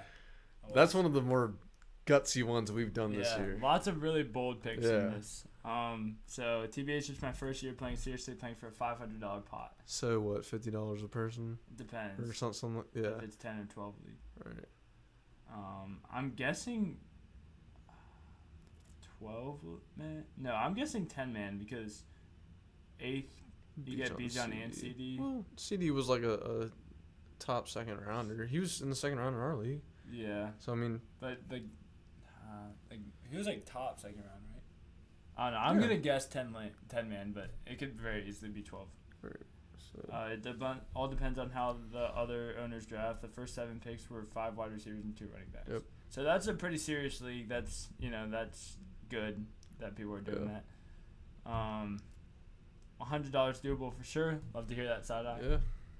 So, cool. All right. That is. I want to just sleepers locks. Yeah. I want to go if you guys are still hanging with us. I want to go through just the injuries for the week and that sort of thing. Just keep everyone updated in the loop. Because there was a lot of stuff I was seeing where I was like, okay, I did not know that. Let me see. Fantasy Pros should be online this week before the games. If you Okay. want to come over and do that with me, Yep. you're more than welcome. Absolutely. So, right around 12 o'clock-ish, maybe a little bit later, 12:15-ish, we should be live until the games start. That's interesting from side eye. So, guys, guys, Chase Eckler, CMC. Devo was a non-participant. Yeah, that's crazy. Non-participant. Christian McCaffrey was also non-participant on Friday. So, obviously, we've touched on McCaffrey in terms of the Mason Elijah Mitchell split, what we think is going to happen there. I still kind of lean Mason. I just think he's a more talented back, but Elijah Mitchell has the familiarity, as you've said, so it's kind of a toss-up. I think Ayuk's going to be a beast this week against exploitable Minnesota defense. Tyler Lockett is good to go for Week 7. Good matchup for him. Jeff Wilson will play, so that's going to be interesting to see. Obviously, A-Chain is out. I don't know if he'll immediately slot into that number 2 role. Obviously, modest, projection starting out just for his first week back, and on top of that, facing a very stout Eagles defense. I would think he'd take Salvon Ahmed's spot. Yeah. Right away, which makes him almost playable. Yeah. Maybe not in this matchup. He's been very efficient when we've seen it, last year. Maybe not in this matchup. So Deontay Johnson, as we said, playing. Freiermuth is out. T.J. Watt's off the injury report, just to throw that in there. Devontae Adams will play. Obviously, Brian Hoyer, guys, is the quarterback there, so he could have been one of our busts, but it's hard to put Devontae as a bust. But he's busted the last 2 weeks, so but I don't think he's due for a third. Garoppolo definitely out? Yeah, Garoppolo's out. Okay, so maybe a squeaky wheel situation. Maybe Hoyer just right. Dalton Kincaid good to go off concussion. Josh Allen is off the injury report, so he's not even going to be designated with an injury going into the weekend, which is really good. Dawson Knox will also play.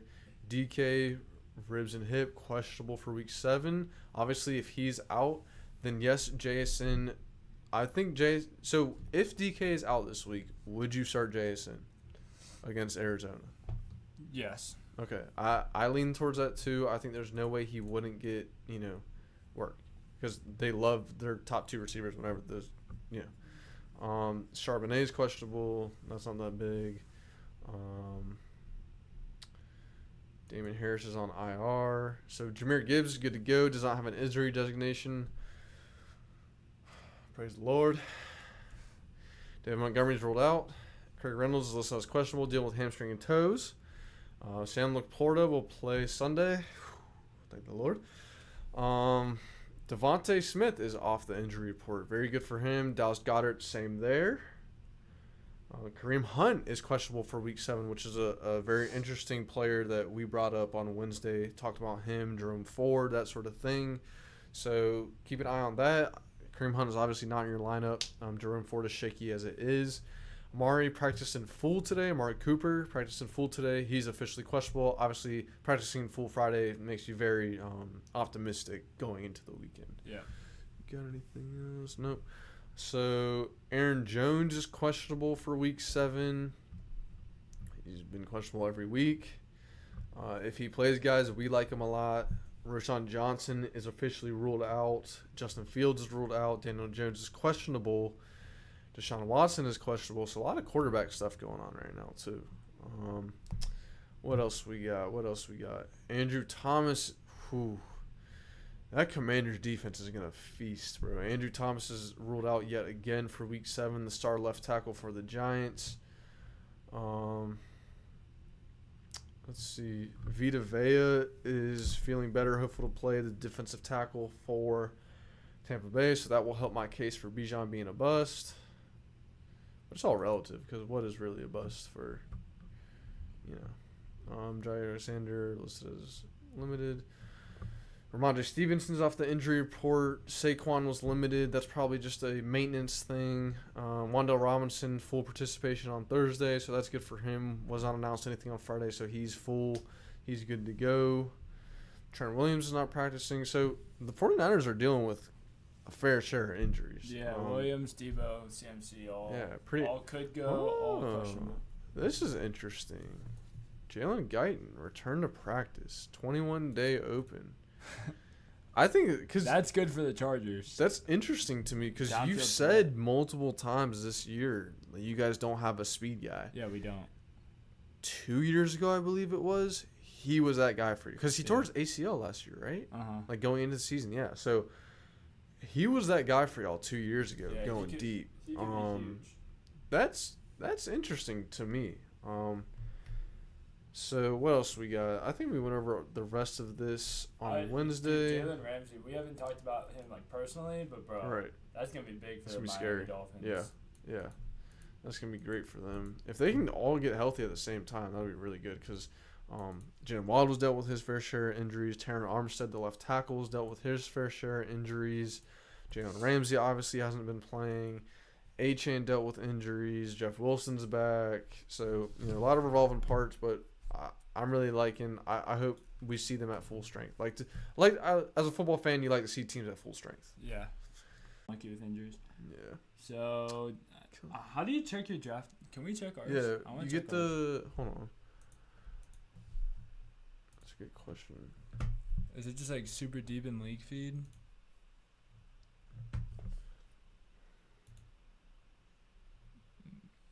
No, you should be able to.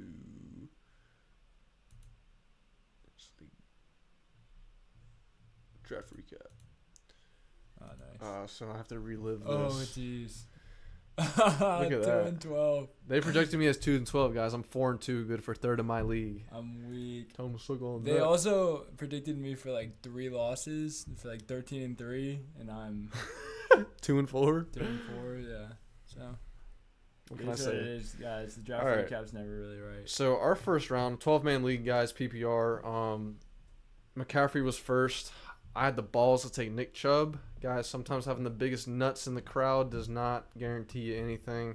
Nick Chubb was having a great season, although it was, it was 5 quarters, and he blew out his knee.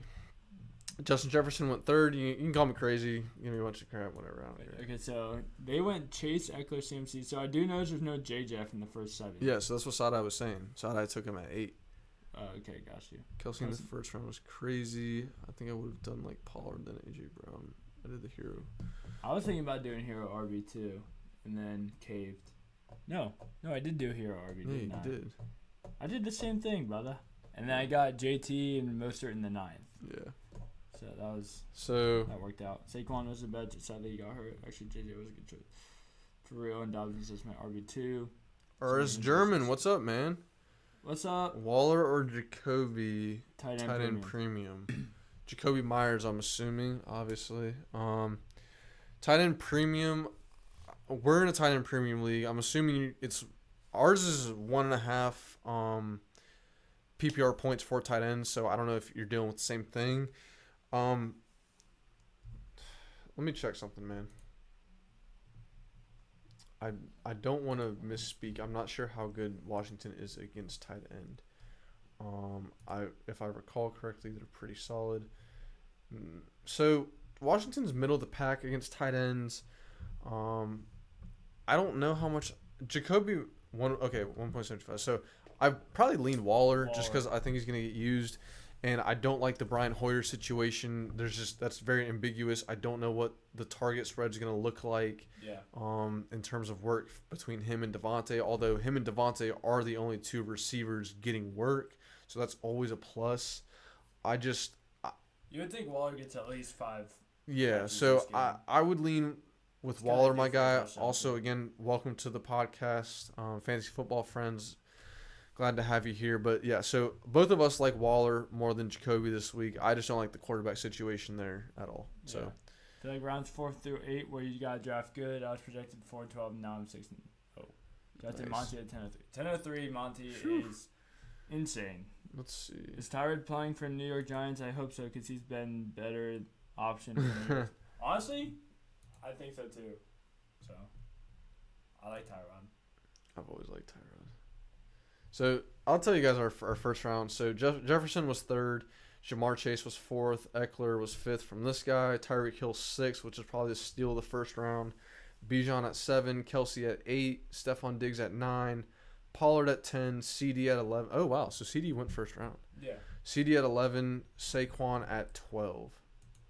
And we haven't done this, actually. Let's go through, like, each of our picks for the first few rounds. Okay, so I got Eckler at the 1. I don't regret it. although it has been a little bit rough. And then you drafted who in the second round? Cooper Kupp in the second round, 20th pick.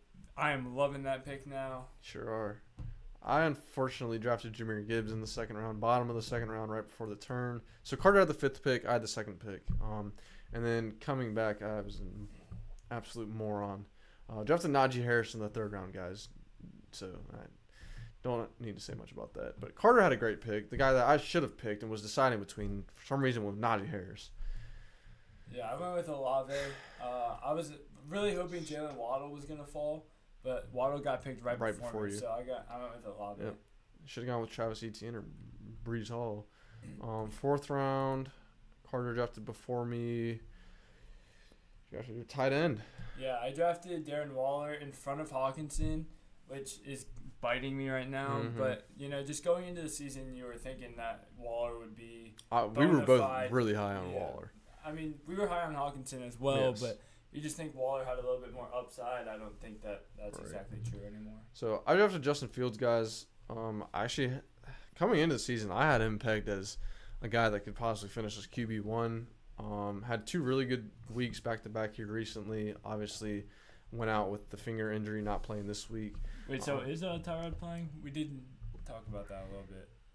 It's up in the air. Because so, Jones is questionable to play. It's a possibility he can play. Obviously, Tyrod's going to play if not. Okay. So 5th round, I went with Drake London, which has been up and down for me. I like Drake London as a player. It's just his situation hurts him. He's strung together a few really good weeks. So I like him moving forward. I went with Cam Akers. His name is Scam Akers now. Scam Akers with the S in front of it, boys. I absolutely loved Cam Akers coming into this year, but it just didn't pan out the way it was expected. Right. So 6th round. You're gonna miss some places. Yeah. So near bottom of the 6th, Carter had a really good pick that I liked. Marquise Brown. Yeah, that was a solid pick. He's done really well. I've drafted Brandon Ayuk at the bottom of the 6th, dude.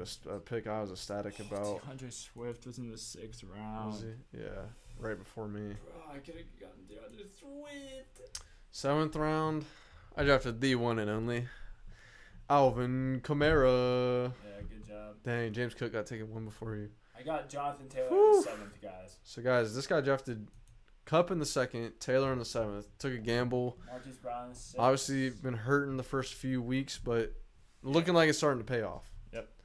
So, Monty went in the 7th round for us. So, mid-7th round, which is... So, 10:03 for was it Jelly? RGQ. For RGQ. Yeah. Wow. Yeah. Where did we go 8th round? Carter, you took Aaron Rodgers 8th round. That hurts. I hurts. reached on Rodgers. So my 7th and 8th for the first 4 weeks weren't there, and 2nd. And Scam Akers. Wait, how was Lockett there? What do you mean? He was top of the 8th. Oh, I forgot Nate drafted Lockett. Yeah. Yeah. So drafted Aaron Rodgers, guys. That was tragic. So I took Antonio Gibson, which has not paid off. I thought he'd be a lot more effective in the Bieniemy scheme. Coming back around on the 9th, I took Cortland Sutton, which has been a good pick. I haven't started him, obviously, and when I do, he'll probably finally have his bad week. But Carter with the steal of the draft in the 9th round. Raheem Mostert, guys. I took Raheem Mostert in the 9th. Honestly, I was like, wait, Jeff Wilson's out. Raheem Mostert's a starter. Right. I just need 4 weeks of Mostert until JT comes back. So now he won't go away. So I just gotta keep playing him. And then you turn around and took Elijah Mitchell. I just see him as a top handcuff in the league. So I took a gamble, took Elijah Moore. Nothing crazy there. I like his possible usage. We don't have to go through all of them too because we have such a deep bench. But maybe the next 2. So. Nico Collins, baby. Yeah. 11th round. Jacoby Myers in the 11th too. Facts. Wow. And A-Chain. I took Jonathan Mingo. I thought you were going to take Dobbs, bro. I should have. 12th round, I took Rashid. You took Geno. 13th, Darnell Mooney and Rondell Moore. This is interesting. 14th, I took Puka. You took Zach Ertz. Yep. Flipped that into Tyler Lockett, so good for you. 15th, I took Commanders D. Carter took a nice sleeper and Gus Edwards. So you flipped him and Ertz into Lockett, yeah. Whew. That's some trading right there, boys. That's how you do it. 16th round, Carter took Patriots defense, which That's terrible. I took Sam Laporta. So 2 of my best picks came in the 14th and 16th round, and then McManus and Hunter Renfrow. So I just went 15 Wow. or 6 in my league. Mostert went 13th. Nico Collins went 14th. Wow. Turn Pitts, Higgins. Wow. Okay. Yeah, that's a great trade. So I drafted in order: Bijan, CD, Higgins, Lamar, Lockett, Pitts, Mike Williams. Unlucky. James Cook, Buffalo, Monty, Addison. Dude, So nailed it. I would. Yeah, give him in the because this is his future- first year. Yeah, this is your first year, and you did better than I did in my first year because I think I went Yeah. with defense in like the 5th round. But defense and special teams, as you probably know now, you just kind of stream defenses on a week-to-week basis unless you have like a bona fide. But you can get Right. those defenses in the later rounds. As you see, you got people like Monty and Addison in rounds later. So just imagine what you could have gotten for Buffalo. Not to be like you messed up because Buffalo's obviously one of the better defensive Right. special teams to have. But me personally, I like to wait a little bit longer. Right. And And Pitts, Higgins, Addison for AJ Brown, Waller. Yeah, you Yeah. did great there. so I'll say RGQ. I had to this year because our draft was literally one day before the season, but usually when our draft is about 2 weeks out or week out, I don't even draft a defense or a kicker just because I like to have 2 extra players on my roster. And obviously I've realized that some people, I heard the top 3 defenses, then you stream defense outside of that. So that's a fair point, kind of like what Carter was saying, but I just think there's so much value, like if you really, because he drafted him in the 9th round. 1, 2, 3, 4, 5, 6, 7, 8, 9. Yeah, so 10th round. So usually there's always more value at a regular position drafting that versus putting that much stock into a defense, if that makes sense. Like, I mean, I drafted Nico in the 11th, Puka in the 14th, Laporta in the 16th. So there's always more value, and I still got Washington's defense in the 15th round, which hasn't been great, but they've been very good because they've had good matchups. So that's another thing. So that's just something to think about in the future. Not trying to give you too many tips because we might see you next year, but I don't even draft a defense just because it's hard to continuously play one defense. You're not always going to have good matchups, and they're just not always going to perform well. So, I like to stream my defense and hope for the best. It does pay off, though. It does pay off in weeks. Yeah. I mean, obviously, if you have, like, the hell is Dallas is insane. Yeah. They were, like, one of the top 10 scorers for the first, 3 weeks. Yeah, so they had 35 points, 15, but then they had one against Arizona in a matchup where you'd be like, oh, they're going to put up, another 10 plus. Right. And they had 27 against New England, -1, and then 4. So it's like, yeah, sure, you have the best defense, but 3 of those games they haven't even been playable. Yeah. So it's just really interesting, and I never put too much stock into drafting a defense. Yeah, same. Okay, yeah, I wasn't sure about defense, special teams. Seeing San Francisco and Dallas come off the board and panic. I mean, bro, like Carter said, and I don't remember my first draft where I drafted defense. But like your first time, I totally understand. You're like, oh, I got to go get a defense, but just for future reference, man. We're not trying to not trying to pick on you or anything. Also, 30-point bomb against Washington. As I said, it Right. will pay off in Right, weeks. So. absolutely. So, and obviously you drafted very well outside of that. So props to you, man. Mm-hmm. But we went through a lot tonight. So, Oh, Luka Magic. What's up? what's up, bro? All the way from Drop. Dallas. Drop 1 half PPR. Ferguson, Stroud. Also, tell me how you think that this is not the right sport, but you think Kyrie and Luka are going to make it work this year? Having a You asking whole me or offseason? you asking Luka Magic? Both of you? I like the pairing, honestly. I'm a big Kyrie guy, even though it's been tumultuous. But Okay, yeah, but back to football. Drop 1 half PPR. Ferguson, Stroud, Goff, Ingram, Jay Reynolds, or Downs. I have Logan Thomas and Stafford starting and Osborne at flex.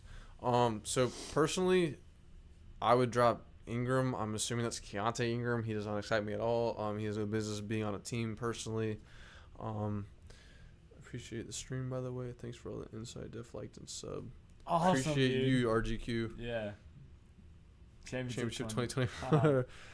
Thanks for coming by, RGQ. So if I had to drop one Luka, I would drop Ingram, as I said. I think Josh Reynolds and Josh Downs are both great guys to have on your bench at receiver. Josh Downs is a guy I'm looking for season long now with Gardner Minshew. He's going to get peppered with targets. So I honestly like him more than Osborne. I'd probably start him over Osborne this week. Osborne's seen 49ers defense. Downs has seen Cleveland. So two good defenses. I just like Downs' situation a little more. What if this is actually like Luka Doncic? Just like Fletcher Cox when he was on? Yeah. And then it just says Championship 2024 and he's just up there geeking. Right. I would drop one of those quarterbacks personally. That's because fair. You have three, Stroud, Goff, and Stafford. I think of them all as kind of the same. Goff, obviously really good in home matchups, but I think Stafford rest of the season could be your guy. I was going to say, I'm going to look at matchups rest of season. So after this, Goff has some very inviting matchups. Wow. His last three, his playoff matchups are Denver, Minnesota, and Dallas.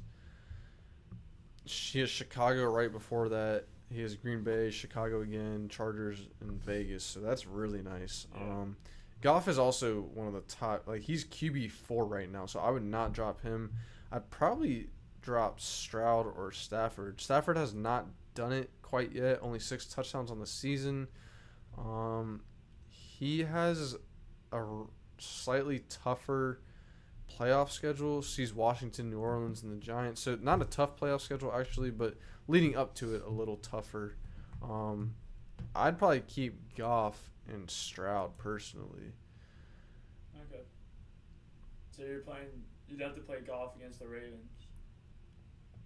Stroud sees Tennessee in 2 of his playoff games.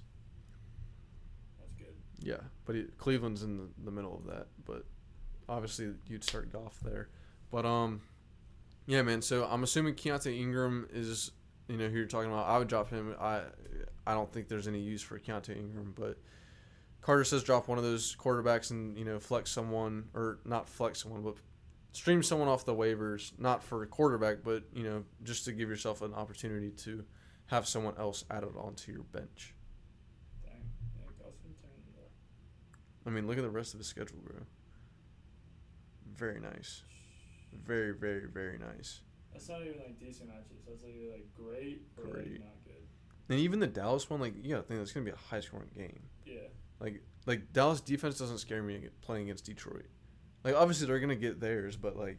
I'm not like, oh, Detroit's gonna get shut down. You can't stop. Yeah. Same. So Cool. But hope that helps, Luka. Hope that helps. Hope that you guys enjoyed. RGQ seemed to. So thank you, bro. A lot of the Raheem must start. Yeah, it's just a random kid points out. Facts. Love seeing you here, bro. Always hanging around. Always giving back. It's one of the staples here. Side eye as well. Guys. We got Jelly of the Month. He was had Chandler earlier. Chandler's first guy that ever joined our live, man. So it's always shout outs to Chandler. I don't think we even got this. I'm playing the how. Oh yeah, we did. So Chandler dropped out at some point, but thank you guys for watching. I hope you have a good night and peace. Peace, guys. See you Sunday morning. Yes.